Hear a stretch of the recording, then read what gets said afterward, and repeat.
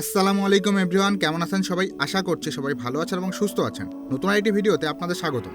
অবশেষে বহুল প্রতীক্ষার পর বাংলাদেশে লঞ্চ হলো সুজুকি বাংলাদেশের প্রথম হায়ার সিসি সুজুকি জিক্সার 250 এবং সুজুকি জিক্সার SF 250।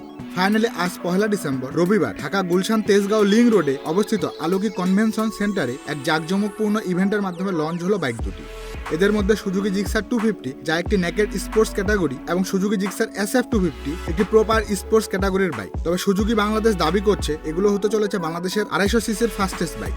প্রাথমিকভাবে দুটি কালার অর্থাৎ ম্যাট ব্ল্যাক ও ম্যাট ব্লু কালারে লঞ্চ হবে বাইকগুলো। বাইক দুটির বডি, ডিজাইন এবং স্ট্রাকচার সুজুকি জিক্সার 150 এবং সুজুকি জিক্সার SF 150 এর মতো সিমিলার।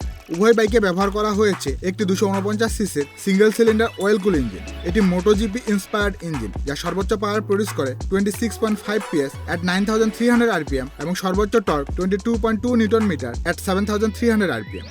এবার আসে বাইক দুটির প্রাইসের ব্যাপারে। সুজুকি জিক্সার 250 এর প্রাইস নির্ধারণ করা হয়েছে 3,99,950 টাকা এবং সুজুকি জিক্সার SF 250 এর প্রাইস নির্ধারণ করা হয়েছে 4,49,950 টাকা। তাহলে সুজুকি বাংলাদেশ কর্তৃক নির্ধারিত অফিসিয়াল এই প্রাইসটি আপনি কিভাবে দেখছেন? আপনার কি মনে হয় বাইক দুটির প্রাইস কি ঠিক আছে? এই প্রাইসে তারা গ্রাহক আকৃষ্ট করতে পারবে নাকি প্রাইস আরো কম হওয়া দরকার ছিল? তা কমেন্ট সেকশনে জানাতে ভুলবেন না কিন্তু।